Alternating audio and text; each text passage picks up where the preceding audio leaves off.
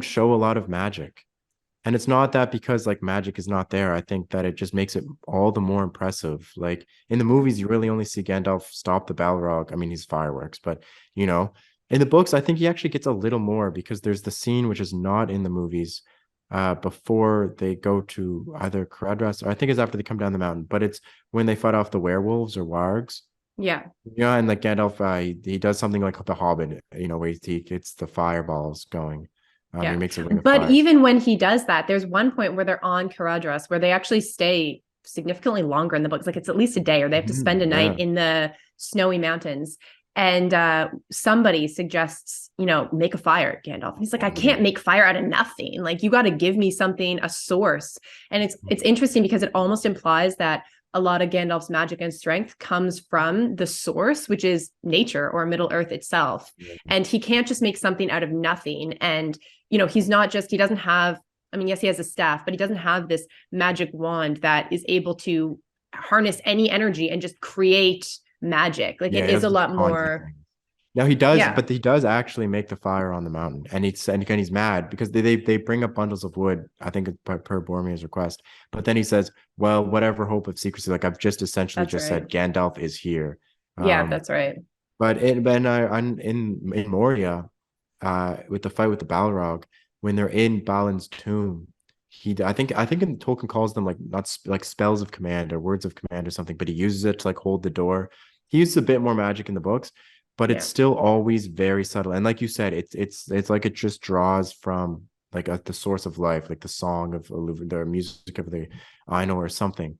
Um, but it makes Gandalf just also like a more intimidating character because you always know that there's way more than meets the eye with him, and he's there like I mean you can see this in his love for the hobbits, but he's the best kind of leader where he will forthrightly say what he thinks and he will lead people into danger, but he doesn't just make things easy, even if he Yeah. in theory could, because he knows that if the peoples of Middle Earth are going to make it, they have to realize their own strength. So it's like Yeah. he can bring them together, but he's not just going to like, eradicate all the orcs in Moria.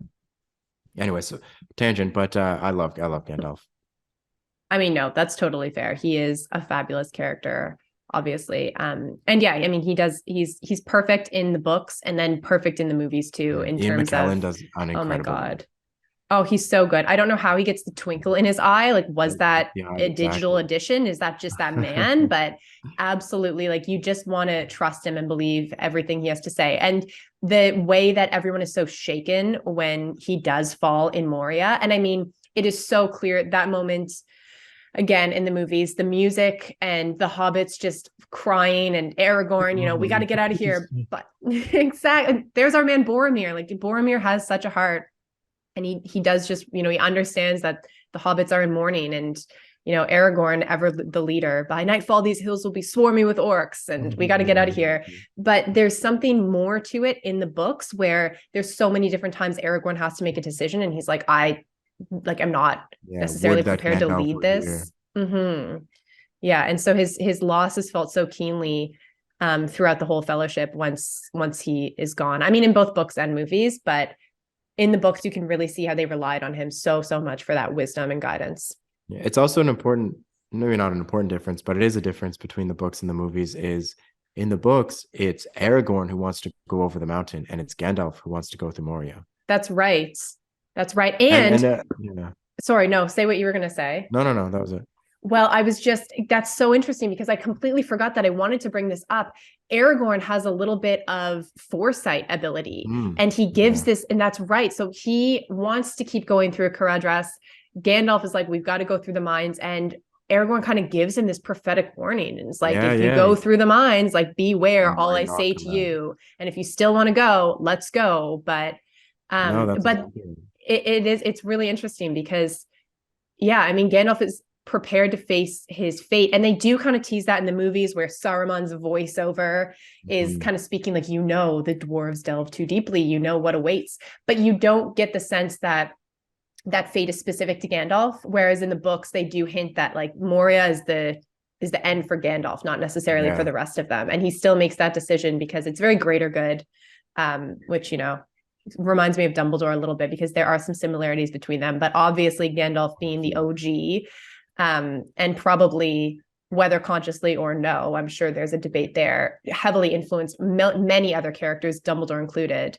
But yeah, that greater good is totally Obi-Wan. Yeah, just the old sage who is, prepared to see people through to the end, even if it means their end. Yeah, Yes. exactly. So Gandalf is goated. Without Gandalf, there'd be nothing. Okay, fair. Well, even though he's not, I can't believe neither of us called him our favorite. And I mean, it doesn't make sense for Boromir to be a favorite when you think of some of these people, but I have such a soft spot for Boromir. I just love him. In the movies, he's so great, but in the books, he is just as impactful. I love him. And I almost feel like he's weirdly relatable. I mean, he's this huge, strong man that like, but you see it through his lens sometimes, like that Bilbo moment when he at the Council of Elrond, when he kind of finds this funny, like, who is this little halfling that's actually saying he's going to do what none of us can do, and then realizes everyone else is totally conscious and understanding that Bilbo could probably be capable and would do it. You just kind of see the whole story through Boromir's eyes sometimes, and yeah, he's just like a really relatable yet still powerful character. And I love that about him. And I know that he has his weak moment with the ring, but sometimes I get the sense that people really hold that against him. But you have to understand that anyone is going to be weak with the ring. I mean, no, they all would have fallen. That's why Frodo has to leave. Every single one of them. Absolutely. And maybe none of them specifically tried to take it from Frodo, but I think that Boromir had the most to gain from taking the ring out of anyone. Like, what is Legolas going to do with this ring? Even Aragorn already knows what his fate is. But Boromir is so much more connected with the people of Gondor. He's grown up with them. He's led them for so long. And also Aragorn has a lot of wisdom too. I mean, he's 87. He understands the gravity of Numenor in him. Like, I know, like Boromir does as well, but to a much lesser degree. But I think my point is that Aragorn understands that the ring can't be used. Boromir doesn't really get that yet. He shows up at a council. He's like, we've got the weapon of the enemy. Like, what? We can't just use it. And he wants to defend his people. And I just totally get it. I get where Boromir is coming from. And I'm certainly glad he doesn't get the ring. Would have obviously been his downfall. And, Frodo, I'm a big Boromir fan. I'm a Boromir apologist. And yeah, I just think he is a stud of a character, and he has to be mentioned as, a top tier fellowship character. But at this point, we could go through all of them and explain why they are fabulous. And that does bring me back to the cop-out answer. You cannot have a favorite fellowship character because they all bring out the best in each other, and they're all essential elements. Purpose. And like some, especially in the movies, but some less than others. Gimli, most of all, who in the books is a way better character. Like, I love Gimli in the films, and what's the actor's name? John Rhys Davies or something. An incredible job at portraying Gimli, but he's essentially only comic relief in the movies. Then it's fine. I'm glad he's there. Like, of course, like that's needed, but he's a much more serious and thoughtful character. You're right. He's solemn, and again, he has that kind of ancient feeling to him that is really hard to replicate in a movie. Like, he has such a past with his own people, and there's a lot of devastation in that past for the dwarves, and he is very solemn and very stoic. Like, he is always willing to pull his axe up and hew down any enemies. And even though they reference that in the movies, it is always a little funnier, and even some of those lines are taken right from the books, but they still don't seem as comedic. Like when the elves in Lothlorien say, the dwarf breathes so loudly, we could have I mean, they actually do say something kind of like that in the books, but it just doesn't come across as comedic at Gimli's expense. He is a really solemn character that is super stoic. And I mean, again, books and movies, they're both great characters for different reasons, but I do love Gimli. And I think that they do this in the books as well, of course, but in the movies, Gimli is almost used a little more to showcase the huge disconnect between dwarves and elves, even though they used to have such a close relationship. And then as he gets closer to Legolas, like, that's a huge almost character arc. I mean, that's the arc. That is the arc for both the characters, because they don't really progress the plot outside of that. I mean, they're key members of the Fellowship, but they don't perform any role that's in my mind anyways, like greater than that. And so outside of like the bond. How dare you? If it No, wasn't but for them, I no, actually but you know can't what I think of mean. Like, much. yeah. But it's still important, and you're right, because it gives more of like the history, and it gives context to maybe some of the Yeah. enmity between like the peoples. But I don't know, like you get a bit of it in the extended scenes in Lorien and Lothlorien, but like his reverence for Galadriel and his just Yeah. ability to speak, and like you are right, like he's quick-witted in the books as well, and the dialogue, like he's also, I would say Merry and Pippin are probably more comedic in the books than Gimli, but Yeah. he still has like it's just like like an ironic sense of humor, because like he's always acts ready, but you believe it. It's just like he's not just saying it's like he would sever heads.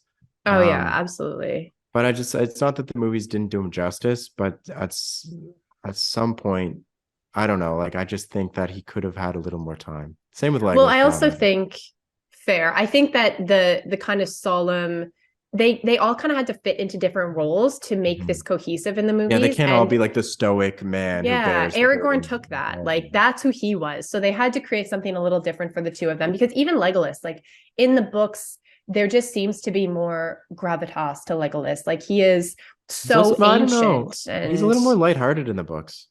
Like in in the like an movies, you elvish get the way impression that like, there. yeah, agreed, but it's just like a little more whimsical, you know? Like the elves in general are just a little more like they're deadly serious, but they also have like the capacity for not like jokes, but it just seems like lighthearted, you know? Right. I don't know. Wait, In the are you saying movies, in the movies or in the I'm books? saying in the books, I'm saying you get Yeah. more of the whimsical nature in the books.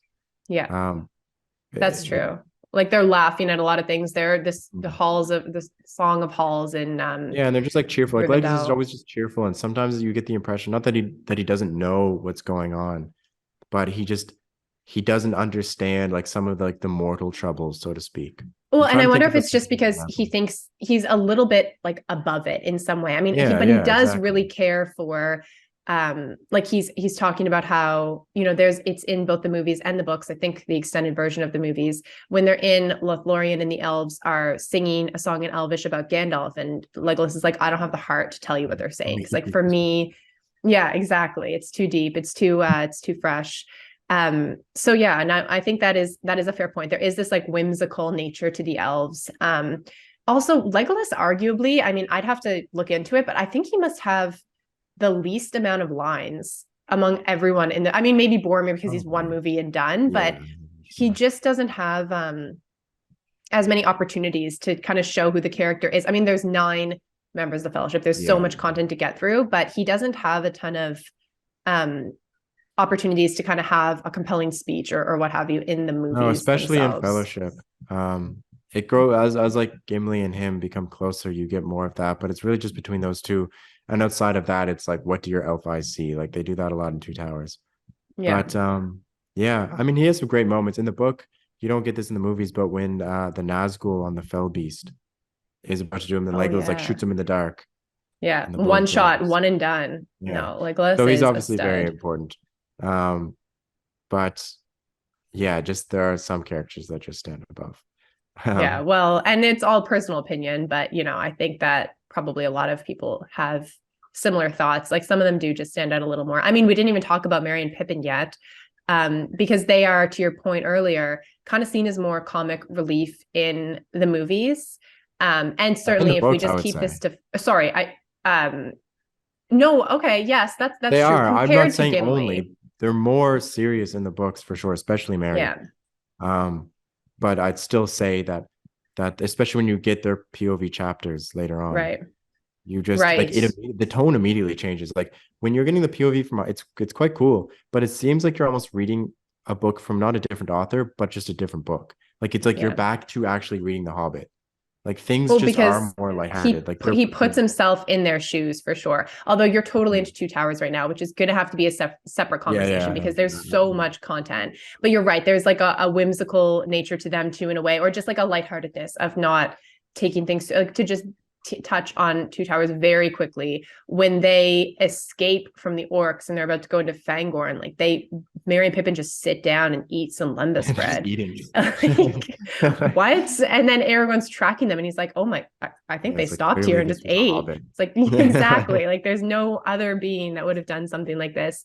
But no, I think that, like, to your point, so the comedic relief aside, Merry and Pippin, Merry more so, has, again, like a little more power in the books. Like Merry is really courageous. And I do think that comes out in the movies too, especially in the later ones, not necessarily Fellowship, because they haven't had the time to build out every character yet.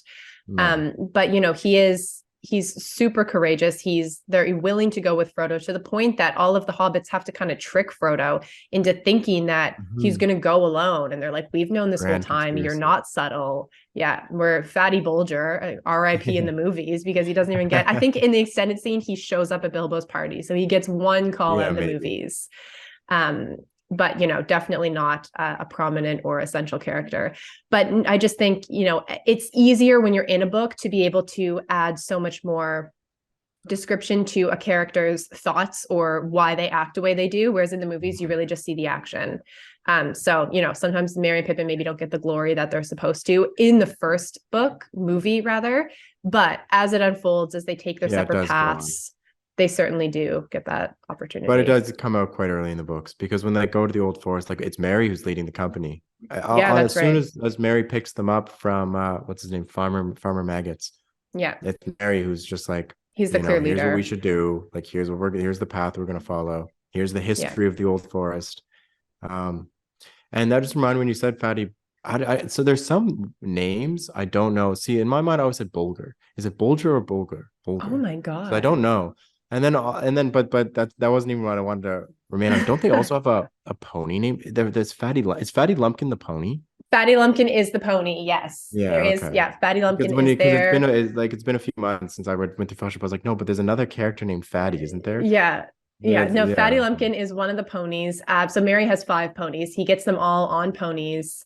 I guess leaves one with Fatty. I always say Fatty Bolger, so that's interesting. I don't know if it's Bolger or Bolger. If someone does know, tell us.